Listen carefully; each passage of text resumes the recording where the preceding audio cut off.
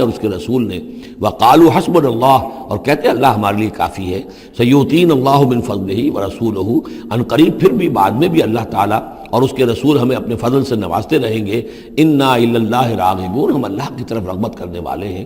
اگر یہ کہتے، کاش کہتے تو کتنا اچھا ہوتا۔ اب یہاں ان صدقات کی مدیں بیان کر دی ہیں، جو زکوٰۃ کی یہی آیت ہے، مشہور آیت کہ صدقات، جو زکوٰۃ کی جو مدیں ہیں وہ کون کون سی ہیں۔ انما الصدقات، زکوٰۃ جو ہے تو سب سے پہلے للفقراء، مفلسوں کے لیے، والمساکین، محتاجوں کے لیے، والعاملین علیہا، اور جو بھی زکوٰۃ کا بندوبست کریں گے، زکوٰۃ جمع کریں گے، تحصیلدار ہوں گے، زکوٰۃ کا حساب کتاب رکھیں گے، زکوٰۃ تقسیم کریں گے، وہ اس کے عاملین علیہا ہیں، ان کی تنخواہیں اس میں سے دی جائیں گی۔ والمؤلفۃ قلوبہم، اور تالیف قلب کے لیے، کچھ لوگ ہوتے تھے جب تک ایک تحریک اور دعوت چل رہی ہے، بعض لوگ ہوتے ہیں معاشرے کے اندر صاحب حیثیت ہوتے ہیں، انہیں کچھ دے دلا دیا جائے تو ان کی مخالفت کم ہو جاتی ہے، ساتھی نہ بنے، کم سے کم یہ کہ ان کا مخالفت کا زور شور جو ہے کم ہو جائے، تو یہ تالیف قلب کے لیے۔ یہ مد جب اسلام غالب ہو چکا تو اس کے بعد سے ختم ہو گئی۔ اس کے بارے میں فقہا کا کہنا یہ اس وقت تک تھا جب تک کہ ابھی وہ تحریک اور دعوت چل رہی تھی، لیکن ویسی ہی سچویشن پھر کبھی دوبارہ پیدا ہو سکتی ہے تو پھر یہ مد جو ہے اس کے اندر یہ شامل ہو جائے گی۔ وفر رقاب، گردنوں کے چھڑانے میں، اور گردنوں کے چھڑانے میں کسی پر تاوان آ گیا ہے، کوئی شخص جو ہے وہ مقروض اتنا ہو گیا ہے کہ اس سے نہیں نکل پا رہا ہے، لہذا ایک یہ کہ لم سم مدد کر کے اسے گویا کہ اس کی گردن چھڑا دی جائے۔ والغارمین، جن پر تاوان بھرنا پڑے۔ وفی سبیل اللہ، اور ایک مد جو ہے فی سبیل اللہ بھی ہے، مطلب یہ ہے کہ اللہ کی راہ میں جہاد، دعوت اور اقامت دین کی جد و جہد میں بھی یہ رقم خرچ ہو سکتی ہے، لیکن اولین مستحق یہ ہے۔ انفاق فی سبیل اللہ خود اللہ کل کا کل دین کے لیے ہے، اللہ کے دین کے لیے، دعوت، تبلیغ اور جو بھی اقامت دین کی جد و جہد ہے اس کے لیے۔ لیکن یہ جو صدقات ہیں، اور زکوٰۃ بھی صدقات ہی میں شامل ہے، ان میں اولاً جو مستحق ہیں وہ ہیں غرباء اور یتیم اور مساکین اور بیوائیں، جو بھی ہیں محتاج ہیں، یہ ان کے زیادہ پہلے حقدار ہیں۔ البتہ یہ کہ اگر کسی شخص کے پاس اس طرح کی رقم بچ جائے کہ جو اس کے قریب میں جو بھی رشتہ دار ہیں، غرباء ہیں، یتامہ ہیں، مساکین ہیں، ان کو دے چکا ہے، اور وہ باقی وہ کسی دین کے کام میں دینا چاہے تو دے سکتا ہے۔ وفی سبیل اللہ وابن السبیل، اور مسافر کے لیے۔ فریضۃ من اللہ، یہ اللہ تعالیٰ کی طرف سے معین ہو گیا ہے۔ یہی لفظ آیا ہے بار بار سورہ نساء میں، جہاں کے جو احکام آئے تھے وراثت کے۔ واللہ علیم حکیم، اور اللہ تعالیٰ سب کچھ جاننے والا ہے، کمال حکمت والا۔ ومنہم الذین یؤذون النبی، ان میں سے وہ لوگ بھی ہیں جو نبی کو ایذا پہنچاتے ہیں۔ ویقولون هو اذن، اور وہ کہتے ہیں یہ تو نرے کان ہی کان ہے۔ ایک تو محاورہ ہمارے یہاں کان کا کچا ہونا وہ اور معنی میں ہے، لیکن یہ کہتے تھے کہ ہم نے جا کر جھوٹ بولا، حضور میری بیوی بیمار ہے، اور انہوں نے مان لیا کہ یہ کان ہی کان ہے، یہ صرف جو کچھ کہہ دیتے ہیں مان لیتے، سن لیتے، ہوا اذن، یہ تو نرے کان ہے بس۔ یہ بھی حضور کی توہین۔ ومنہم الذین یؤذون النبی ویقولون هو اذن قل اذن خیر لکم، کہہ دیجئے یہ کان تمہارے لیے بہتر ہے، بہتری کے لیے ہے، تمہاری خیریت اسی میں ہے۔ یؤمن باللہ و یؤمن للمؤمنین، یہاں پہ یہ ایمان کے ساتھ بے اور لام کا فرق واضح ہو جائے گا۔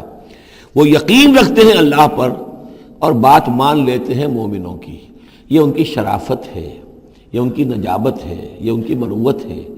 وہ جانتے ہیں تم جھوٹ بول رہے ہو لیکن نہیں کہتے کہ تم جھوٹ بول رہے ہو، یہ شرافت اور مروت کا معاملہ ہے۔ یہ نہیں ہے کہ انہیں معلوم نہیں ہے۔ بندہ مومن جو ہے وہ تو یہ ہے کہ اتقوا فراست المومن، مومن کی فراست سے ڈرو، فإنہ ينظر بنور اللہ، وہ اللہ کے نور سے دیکھتا ہے۔ تو جو عام مومن کا معاملہ یہ ہو تو رسول کا معاملہ کیا ہوگا؟ کیا انہیں پتہ نہیں چلتا تھا کہ جھوٹ بول رہے ہیں؟ لیکن آپ کی مروت اور شرافت۔ قل اذن خیر لکم یؤمن باللہ و یؤمن للمؤمنین ورحمۃ للذین آمنوا منکم، اور جو تم میں سے واقعی مومن ہیں ان کے حق میں رحمت ہے۔ والذین یؤذون رسول اللہ لہم عذاب علیم، اور جو ایذا پہنچاتے ہیں اللہ کے رسول کو ان کے لیے بڑا دردناک عذاب ہے۔ یحلفون باللہ لکم لیرضوکم، اے مسلمانوں یہ تمہارے سامنے قسمیں کھاتے ہیں اللہ کی تاکہ تمہیں راضی کریں۔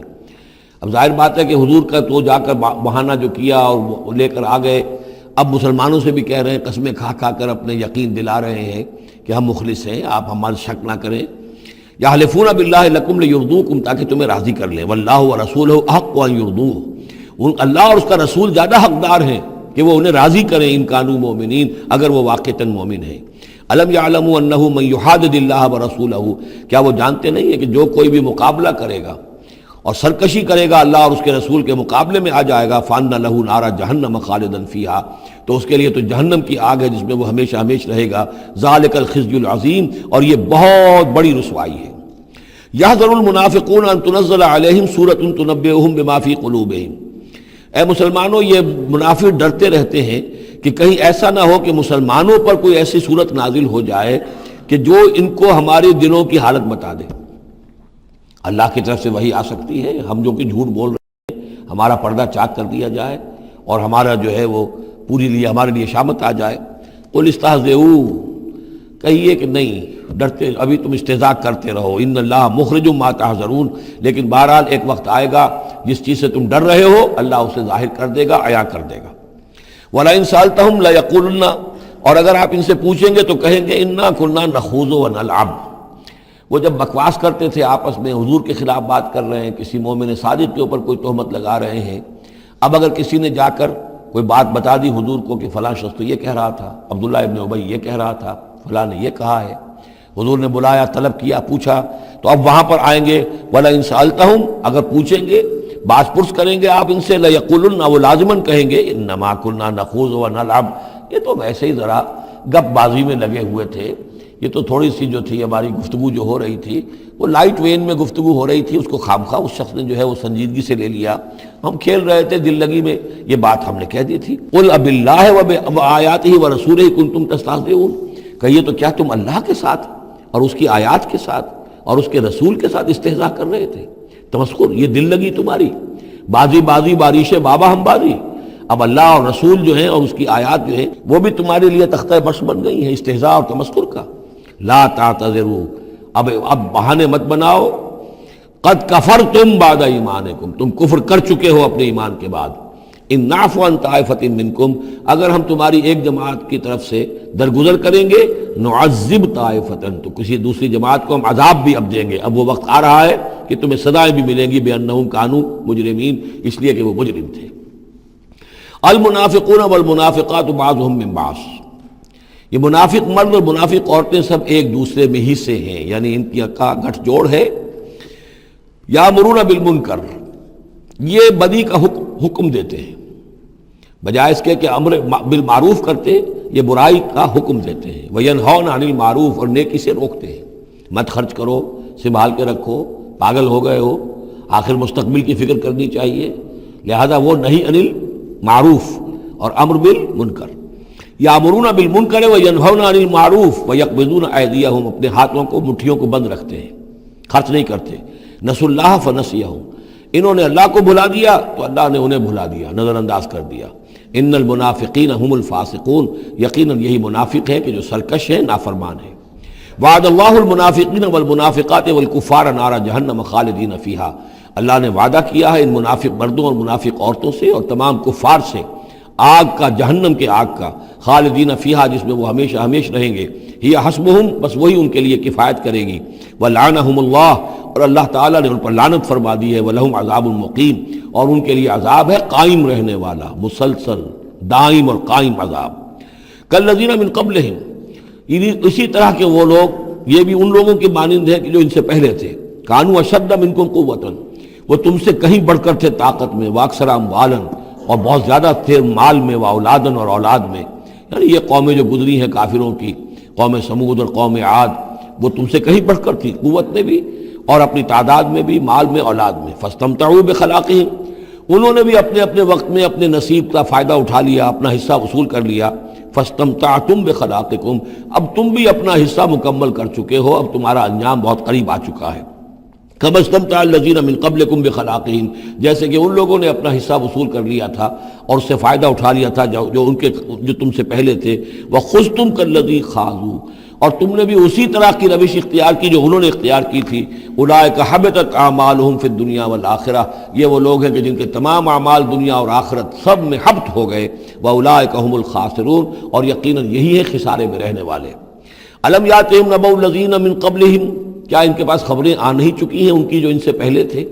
قوم نوح وعاد وثمود وقوم ابراہیم واصحاب مدین والمؤتفقات، نوح کی قوم اور عاد اور سمود اور قوم ابراہیم، یہ واحد مقام ہے قرآن مجید میں جس میں قوم ابراہیم کا بھی تذکرہ اس انداز میں ہے کہ شاید ان پر بھی عذاب آیا ہو، لیکن صراحتاً اس کا ذکر پورے قرآن میں کہیں نہیں ہے۔ وہ اصحاب مدین اور مدین کے لوگ، والمؤتفقات اور ان بستیوں کی جو الٹ دی گئی تھی، سدوم اور عمورہ، اتتہم رسلہم بالبینات، آئے ان کے پاس ان کے رسول واضح احکام لے کر، واضح نشانیاں لے کر، فما کان اللہ لیظلمہم، تو اللہ تعالیٰ ان پر ظلم کرنے والا نہیں تھا، لیکن کانوا انفسہم یظلمون، بلکہ وہ اپنے اوپر خود ہی ظلم ڈھاتے رہے۔ والمؤمنون والمؤمنات بعضهم اولیاء بعض، وہ منافق مرد اور منافق عورتوں کی بات تھی۔ اب فرمایا اور ایمان والے مرد اور ایمان والی عورتیں بعضهم اولیاء بعض، وہ ایک دوسرے کے ساتھی ہیں، ایک دوسرے کے پشت بنا ہے، مددگار ہیں۔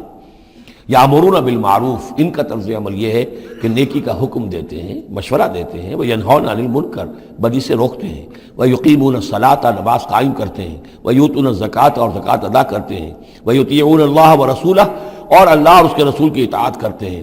اولئک سیرحمہم اللہ، یہی ہیں وہ لوگ جن پر اللہ تعالیٰ رحمت فرمائے گا۔ ان اللہ عزیز الحکیم، یقیناً اللہ زبردست ہے، حکمت والا۔ اللہم ربنا اجعلنا منہم۔ وعد اللہ المؤمنین والمؤمنات جنات تجری من تحتها الانہار خالدین فیہا، اللہ نے وعدہ کیا ہے مومن مردوں اور مومن عورتوں سے ان باغات کا جن کے دامن میں یا جن کے نیچے ندیاں بہتی ہوں گی، اور اس میں وہ ہمیشہ رہیں گے۔ ومساکن طیبۃ فی جنات عدن، اور بڑے ستھرے اور بہت عمدہ مکان رہائش کے لیے ان کو دے گا، رہنے کے باغات میں، ریزیڈینشل گارڈنز میں۔ وَرِضْوَانٌ مِّنَ اللَّهِ اکبر، یہ ساری چیزیں تو ہے ہی، سب سے بڑی شے یہ کہ اللہ ان سے راضی ہو جائے گا۔ رضا اللہ کی وہ سب سے بڑی شے ہے، سب سے بڑی نعمت ہے۔ ذَلِكَ هُوَ الْفَوْزُ الْعَظِيمُ، وہ تو ہے بہت ہی بڑی کامیابی۔ یا ایھا النبی جاہد الکفار والمنافقین واغلظ علیہم، اے نبی صلی اللہ علیہ وسلم آپ جہاد کیجئے کفار سے بھی اور منافقین سے بھی، اور ان پر سختی کیجئے۔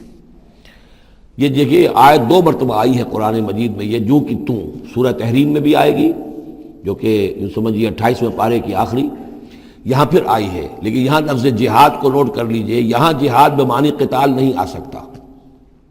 منافقین کے ساتھ آپ نے کبھی جنگ نہیں کی، جہاد جد و جہد، کوشش، ان کی ریشہ دوانیوں کو ختم کرنا، ان کی سازشوں کا زور توڑنا، یہ جہاد تھا۔ یہ جہاد، قتال کی کوئی نوبت منافقین کے ساتھ کبھی کوئی قتال نہیں ہوا۔ یہاں جہاد خالص اس جہاد کے معنی میں ہے جو قتال سے کم تر ہے، دون القتال۔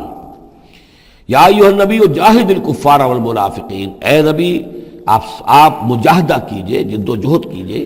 اسی لیے جب غزوہ تبوک سے آپ واپس آ رہے تھے تو ایک حدیث ہے کہ آپ نے فرمایا رجعنا من الجہاد الاصغر الى الجہاد الاکبر، ہم چھوٹے جہاد سے بڑے جہاد کی طرف لوٹ آئے ہیں۔ اب اس کی تعبیریں مختلف کی گئی ہیں کہ اتنا بڑا جہاد سلطنت روما کے خلاف گئے تھے، اسے آپ جہاد اصغر کہہ رہے ہیں، وہاں سے لوٹ کر ہم آ گئے، اب جہاد اکبر سامنے ہے۔ تو اس کی عام طور پر جو توجیہ لوگوں نے کی ہے وہ تو یہ ہے کہ یہ جہاد جو نفس کے خلاف ہے وہ سب سے اکبر ہے، سب سے بڑا ہے، اور یہ بات صحیح ہے۔ آپ سے پوچھا گیا ای الجہاد افضل یا رسول اللہ، آپ نے فرمایا ان تجاہد نفسک فی طاعت اللہ، کہ اللہ کے رسول یہ بتائیے کہ سب سے افضل جہاد کس کا ہے؟ آپ نے فرمایا کہ تم جہاد کرو اپنے نفس کے خلاف اور اسے اللہ کا مطیع بناؤ۔ تو اسی پر گویا کہ اس کو محمول کیا ہے، لیکن میرے نزدیک حقیقت یہ ہے کہ اب یہ جو بار آستین تھے کہ جو مدینے کے اندر منافقین تھے، اب ان کے خلاف جہاد کرنا تھا، اور اس میں چونکہ اندیشے تھے کہ ان کے تعلقات تھے اوس اور خزرج کے لوگوں کے ساتھ، عام لوگوں کے ساتھ دوستیاں تھیں، تو اس میں فتنے اٹھ لاتے۔ واپس آ کر آپ نے مسجد زرار کو پھر جلایا ہے، گرایا ہے، یہ بہت بڑا قدم تھا۔ عام مسلمان جو اس میں مشتعل بھی ہو سکتے تھے کہ مسجد کو گرا رہے، لیکن یہ کہ یہ اقدامات آپ نے کیے ہیں صلی اللہ علیہ وسلم اس آیت کے اترنے کے بعد اور تبوک سے واپسی کے بعد۔ یا ایھا النبی جاہد الکفار والمنافقین واغلظ علیہم، اے نبی جہاد کیجئے کافروں سے بھی اور منافقین سے بھی، اور ان پر سختی کیجئے۔ ومأواہم جہنم، ان کا ٹھکانہ جہنم ہے، وبئس المصیر، اور وہ بہت برا ٹھکانہ ہے۔ یحلفون باللہ ما قالوا، وہ اللہ کی قسم کھا کر کہتے ہیں کہ ہم نے یہ بات نہیں کہی، کوئی بات جو بھی آئی، کوئی غلط بات کہی، کوئی استہزاء کیا، کوئی تمسخر اڑایا۔ وَلَقَدْ قَالُوا كَلِمَةَ الْكُفْرِ، حالانکہ انہوں نے کہا ہے کفر کا کلمہ۔ یہ ایک بات انہوں نے کہی تھی، اس کا ذکر آ جائے گا تفصیل سے سورہ منافقون میں 28ویں پارے میں، واقعہ وہاں تفصیل سے آیا ہے۔ تو لیکن یہ کہ کسی نوجوان نے آ کر حضور کو بتا دیا کہ اس نے یہ کہا ہے۔ اب حضور نے طلب فرمایا، انہوں نے کہا نہیں یہ بالکل جھوٹ بولتا ہے اس نے، اور اس نے خامخواہ جو ہے فتنہ اٹھانے کی کوشش کی ہے۔ تب یہ آیت نازل ہوئی، اللہ نے اس نوجوان کو سچا کیا اس آیت کے ذریعے سے کہ جھوٹ وہ عبداللہ ابن ابی بول رہا ہے، یہ نوجوان نہیں بول رہا۔ یحلفون باللہ ما قالوا، وہ قسم کھا رہے ہیں اللہ کی کہ ہم نے وہ بات نہیں کہی۔ وَلَقَدْ قَالُوا کلمۃ الکفر، حالانکہ انہوں نے کہا کلمہ کفر۔ وَكَفَرُوا بَعْدَ اسلامہم، اور وہ اپنے اسلام کے بعد کفر منکر ہو چکے، کفر کر چکے۔ وَهَمُّوا بِمَا لَمْ يَنَالُوا، اور انہوں نے ارادہ کیا تھا اس شے کا کہ جس کو وہ حاصل نہ کر سکے۔ یہ ایک خاص واقعہ ہوا تھا کہ جب تبوک سے واپس آپ آ رہے تھے تو ایک موقع پر آپ عام راستے سے، قافلے سے ذرا ہٹ کر ایک پہاڑی راستے کی طرف سے آپ کا گزر ہوا، اور وہ تنگ راستہ تھا، وہاں سے بس ایک ہی اونٹ ایک وقت میں گزر سکتا تھا۔ حضور کے ساتھ 2 آپ کے صحابہ تھے۔ وہاں ان لوگوں نے کوشش کی، منافقین نے، کچھ لوگ تھے کہ جنہوں نے اپنے ڈھانٹے باندھ دیے کہ پہچان میں نہ آئے، اور رات کی تاریکی میں انہوں نے ہاتھ چلایا، چاہتے تھے کہ حضور کو شہید کر دیں۔ بہرحال وہاں پر جو ہے کسی طریقے سے جو 2 آپ کے جانثار ساتھی تھے انہوں نے انہیں کھدیڑا، مار کر بھگایا۔ پھر حضور نے ان کو بتا بھی دیا تھا، جن میں حضرت حذیفہ ابن یمان بھی تھے رضی اللہ تعالی عنہ، اور حضرت عمار تھے، عمار ابن یاسر۔ ان دونوں کو بتا دیا تھا کہ فلاں فلاں نام ہے، یہ فلاں فلاں منافق ہیں، لیکن یہ میرا راز رہے گا تمہارے پاس، تم نے یہ نام کسی کو بتانے نہیں ہے۔ یہ اسی لیے حضرت حذیفہ کا نام پڑ گیا تھا صاحب و سر النبی، نبی کا ایک راز ہے ان کے پاس، نبی کے ایک رازدان، وہ حضرت حذیفہ ابن یمان۔ وَهَمُّوا بِمَا لَمْ يَنَالُوا، انہوں نے تو ارادہ کیا تھا وہ چیز جو وہ حاصل نہ کر سکے۔ وَمَا نَقَمُوا إِلَّا أَنْ أَغْنَاهُمُ اللَّهُ وَرَسُولُهُ، اور یہ نہیں انتقام لے رہے مگر اس شے کا کہ اللہ نے اور اس کے رسول نے انہیں غنی کر دیا ہے۔ اللہ اور ان کا رسول ان کی طلب مال کو دیکھ کر انہیں صدقات میں سے، مال غنیمت میں سے بفراغت دیتا رہا، من فضل ہی، اپنے فضل سے۔ وَإِن يَتُوبُوا يَكُ خَيْرًا لَّهُمْ، اب بھی اگر توبہ کر لیں تو یہ ان کے لیے بہتر ہوگا۔ وَإِن يَتَوَلَّوْا، اور اگر وہ پیٹھ موڑیں گے، يُعَذِّبُهُمُ اللَّهُ عَذَابًا أَلِيمًا، اللہ انہیں عذاب دے گا، بہت دردناک عذاب، فی الدنیا والآخرہ، دنیا میں بھی اور آخرت میں بھی۔ وَمَا لَهُمْ فِي الْأَرْضِ مِنْ وَلِيٍّ وَلَا نَصِيرٍ، اور پوری زمین میں ان کے لیے نہ کوئی ولی ہوگا، پشت پناہ ہوگا، مددگار ہوگا، اور نہ ہی کوئی حامی ہوگا۔ وَمِنْهُمْ مَنْ عَاهَدَ اللَّهُ، اب یہ وہ 3 آیتیں آ گئی ہیں جو میری تقریروں میں بہت مرتبہ آئی ہیں، ہم مسلمانان پاکستان کے لیے خاص لمحہ فکریہ ہیں۔ مدینہ کے منافقین کی ایک خاص قسم کا تذکرہ ہو رہا ہے۔ وَمِنْهُمْ مَنْ عَاهَدَ اللَّهُ، ان میں سے وہ لوگ بھی ہیں جنہوں نے اللہ سے عہد کیا تھا، لَئِنْ آتَانَا مِنْ فَضْلِهِ، اگر اللہ ہمیں اپنے فضل سے نواز دے گا، غنی کر دے گا، دولت دے دے گا، دولت مند کر دے گا، لَنَصَّدَّقَنَّ وَلَنَكُونَنَّ مِنَ الصَّالِحِينَ، ہم خوب صدقہ خیرات کریں گے اور نیک بن جائیں گے۔ فَلَمَّا آتَاهُم مِّن فَضْلِهِ، جب اللہ نے انہیں نواز دیا اپنے فضل سے، غنی کر دیا، بَخِلُوا بِهِ، اب اس دولت کے ساتھ بخل کیا، وَتَوَلَّوْا وَهُمْ مُعْرِضُونَ، اور پیٹھ موڑ لی اور اعراض کیا۔ فَعَاقَبَهُمْ نِفَاقًا فِي قُلُوبِهِمْ، تو اللہ نے سزا کے طور پر ڈال دیا ان کے دلوں میں نفاق۔ عاقبہم، عقوبت، سزا۔ دنیا میں نقد سزا یہ ملتی ہے اللہ سے کوئی وعدہ کر کے پھر جانے کی کہ نفاق جو ہے وہ دل میں پیدا ہو جاتا۔ یہ نفاق ہے پاکستان کے مسلمانوں کا روگ۔ پاکستان بنایا تھا، پاکستان کا مطلب کیا؟ لا الہ الا اللہ۔ ہندوستان کے مسلمان نے ووٹ دے کر اپنا فرض کفایہ ادا کر دیا کہ جاؤ بھائی، تم جو ہم پہ گزرے گی سو گزرے گی، تم جاؤ اور اسلام قائم کرو۔ ہم نے کیا کیا ہے؟ 50 برس سے زائد ہو گئے، کیا کیا ہے؟ اسلام کہاں ہے؟ یہ بے وفائی، یہ بد عہدی، اس کا نتیجہ کیا ہے؟ 3 نفاق ہیں جو اس قوم کے اوپر مسلط ہو گئے۔ نفاق باہمی، اب وہ قوم نہیں رہی، قومیتوں میں تحلیل ہو چکی ہے، اب عصبیتیں ہیں، صوبائیت ہے، لسانیت ہے، اور نہ معلوم کیا کچھ ہے، فرقہ واریت ہے۔ دوسرے، کردار کا بیڑا غرق ہو گیا۔ آیت المنافق ثلاث، حضور نے فرمایا منافق کی 3 نشانیاں ہیں، جس میں یہ تینوں چیزیں ہیں، خواہ وہ انسامہ وصلہ، چاہے روزہ رکھتا ہو، نماز پڑھتا ہو، اپنے آپ کو مسلمان سمجھتا ہو، وہ منافق ہے۔ جب بولے جھوٹ بولے، جب وعدہ کرے خلاف ورزی کرے، اور جب کہیں امین بنا دیا جائے خیانت کرے۔ وہ دیکھ لیجئے اپنی قوم کو، جو جتنا بڑا ہے الا ماشاء اللہ، ایکسیپشنز پروو دی رول، قانون یہی ہے، جو جتنا بڑا اتنا ہی جھوٹا، اتنا ہی خائن، اور اتنا ہی وعدہ خلاف۔ اور تیسرا اور میرے نزدیک سب سے بڑا نفاق جو ہے وہ ہمارے دستور میں ہے۔ The most sacred document of a state is the constitution، اور منافقت کا پلندہ ہے کہ ایک ہاتھ سے اسلام داخل کرتے ہیں، دوسرے سے نکال لیتے ہیں۔ ایک دفعہ دیکھیں تو اسلام ہی اسلام، کیا اللہ اتنی بڑی بات، no legislation can be done repugnant to the Quran and the Sunnah, ہو اتنی بڑی بات۔ یہ تو معلوم ہوتا ہے کہ سورہ الحجرات کی پہلی آیت کا ترجمہ کر کے دستور میں لکھ دیا، لیکن اس کے ساتھ ہی اس کے اوپر کوئی اس پہ عمل کرنا ضروری نہیں ہے، وہ لکھی رہے گی بس، اور ہم نے ایک آئیڈیالوجی کونسل بنا دی ہے، وہ اس کے مطابق سفارشات پیش کرتی رہے گی اور ہر سال اس کی رپورٹ پیش ہو جایا کرے گی، خلاص۔ کوئی اس میں سینکشن نہیں، کوئی اس کے نافذ کرنے کی کوئی ذمہ داری نہیں، کوئی پابندی نہیں۔ فیڈرل شریعت کورٹ کیا کہنے ہیں، فیڈرل شریعت کو بڑے بڑے چوٹی کے علماء اور کیا کیا تنخواہیں ان کو ملی ہیں اور کیا کیا مراعات ملی ہیں، وہ سب کچھ ہے، لیکن صورت کیا ہے؟ دستور پاکستان بھی تمہارے دائرے سے خارج، عدالتی قوانین بھی تمہارے دائرے سے خارج، یہاں تک کہ آئلی قوانین بھی تمہارے دائرے سے خارج، مالی قوانین بھی 10 سال کے لیے خارج۔ تو کیا کرو گے بیٹھ کے؟ تنخواہیں لو اور ایکسرسائز ان فیوٹیلیٹی وقت گزارو، اللہ اللہ خیر صلی اللہ۔ منافقت میرے نزدیک اس پوری دنیا کے اندر شاید دستور کی سطح پر ایسی منافقت کہیں اور موجود نہ ہو۔ یہ ہے ہمارا روگ اصل۔ فَعَاقَبَهُمْ نِفَاقًا فِي قُلُوبِهِمْ، تو اللہ نے عقوبت کے طور پر، سزا کے طور پر ان کے دلوں میں نفاق پیدا کر دیا، إِلَىٰ يَوْمِ يَلْقَوْنَهُ، اور یہ نفاق اب رہے گا اس دن تک جس دن کے یہ ملاقات کریں گے اللہ سے، یہ کانٹا ان کے دلوں سے نکلے گا نہیں۔ بِمَا أَخْلَفُوا اللَّهَ مَا وَعَدُوهُ، بسبب اس وعدہ خلافی کے جو انہوں نے اللہ سے کیا، وَبِمَا كَانُوا يَكْذِبُونَ، اور بسبب اس جھوٹ کے جو انہوں نے بولا۔ أَلَمْ يَعْلَمُوا أَنَّ اللَّهَ يَعْلَمُ سِرَّهُمْ وَنَجْوَاهُمْ، کیا انہیں یہ معلوم نہیں ہے کہ اللہ تعالیٰ ان کی چھپی اور کھلی چیزوں کو، چھپی چیزیں اور جو نجوا کرتے ہیں یہ لوگ بیٹھ کر آپس میں سازشیں کرتے ہیں، اللہ ان سے واقف ہے۔ وَأَنَّ اللَّهَ عَلَّامُ الْغُيُوبِ، اللہ تعالیٰ تو تمام غیب کا جاننے والا ہے۔ الَّذِينَ يَلْمِزُونَ الْمُطَوِّعِينَ مِنَ الْمُؤْمِنِينَ، یہ لوگ کہ جو اہل ایمان میں سے جو بھی نیکی کی کوشش کرتے ہیں اپنی طرح دل سے، اپنی امکانی حد تک ان کے اوپر تان کرتے ہیں، استہزاء کرتے ہیں۔ جب حضور نے فرمایا تھا کہ اب یہ بڑی مہم ہے، اب جو بھی کچھ لا سکتے ہو پیش کرو، گویا کہ جدید اسلام میں ہم کہیں گے چندے کی اپیل کی، ڈونیشنز چاہیے، تو ایک ابو عقیل انصاری تھے، انہوں نے یہ کیا کہ کچھ نہیں تھا ان کے پاس، ساری رات مزدوری کی ایک باغ میں جا کر، اور وہ کھینچ کر کنویں سے پانی باغ کو سیراب کیا۔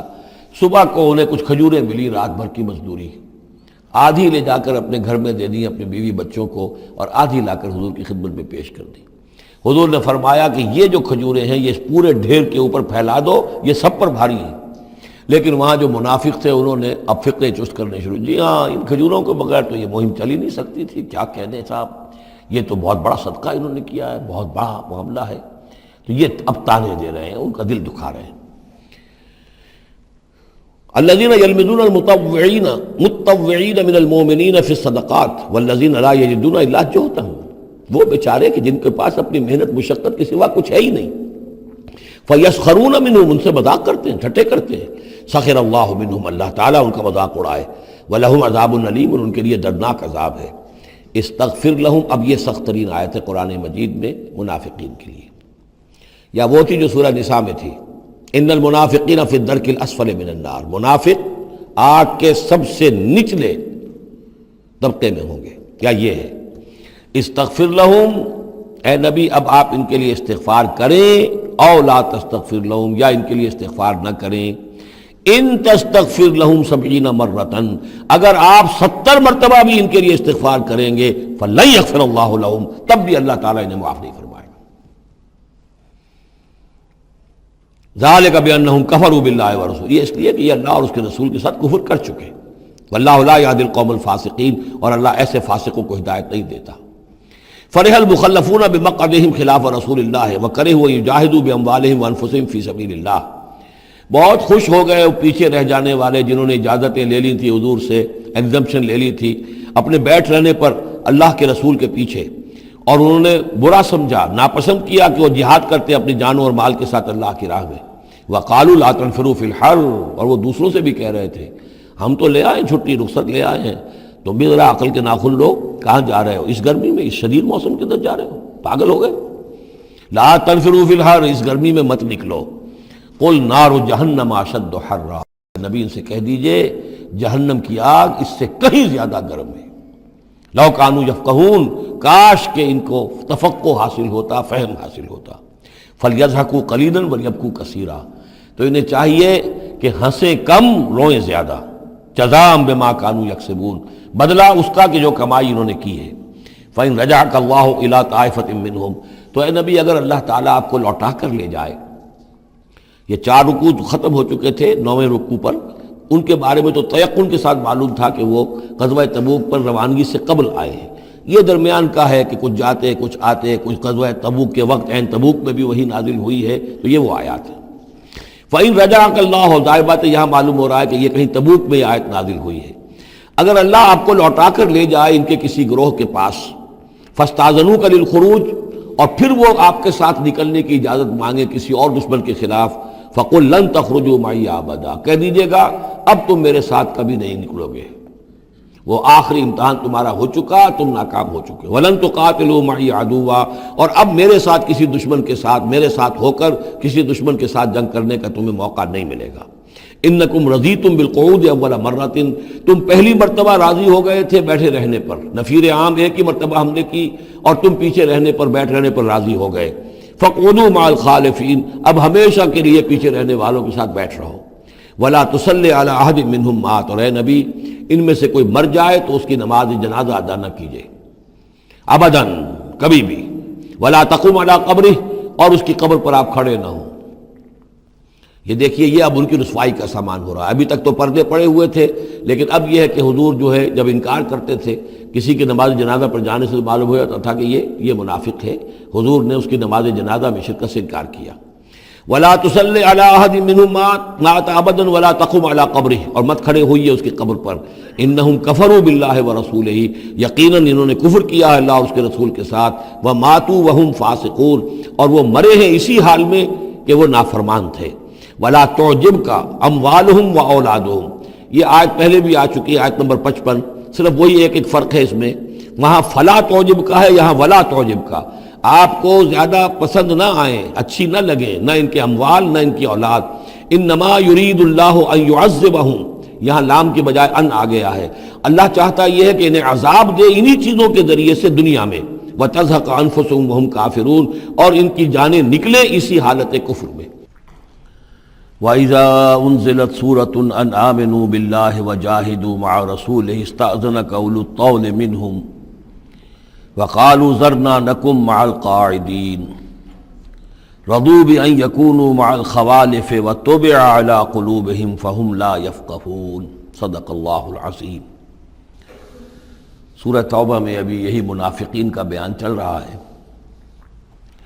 اور جب کوئی صورت نازل ہوتی ہے کہ ایمان لاؤ اللہ پر اور جہاد کرو اس کے رسول کے ساتھ مل کر، استأذنک اولو الطول منہم، تو ان میں سے جو مقدرت والے ہیں، دولت والے ہیں، وسائل رکھنے والے ہیں، وہ بھی آپ سے آ کر رخصت مانگتے ہیں۔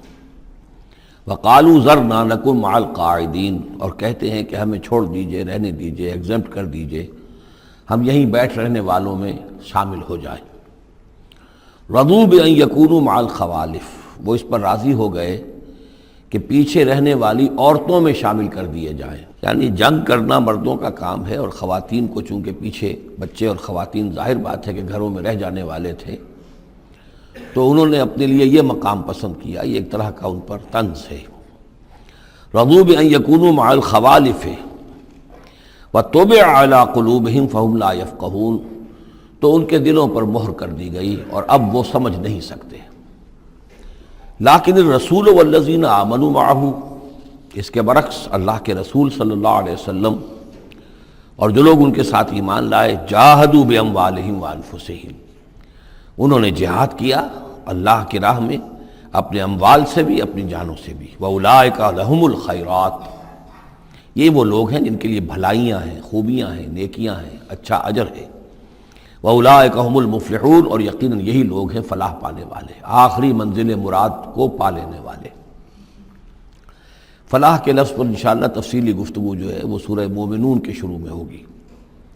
یہ ایک بڑی اہم اصطلاح ہے قرآن کی، میں نے اب تک اس کا ترجمہ بس اسی طریقے سے اسی لفظ کے ساتھ کیا ہے۔ اعد اللہ لہم جنات تجری من تحتہا الانہار خالدین فیہا، اللہ تعالیٰ نے ان کے لیے ان باغات کو تیار کیا ہے جن کے دامن میں یا جن کے نیچے ندیاں بہتی ہوں گی، جن میں وہ ہمیشہ ہمیش رہیں گے۔ ذالک الفوز العظیم، اور یہ بہت بڑی کامیابی ہے۔ وجاء المعذرون من الاعراب لیؤذن لہم، اور آیا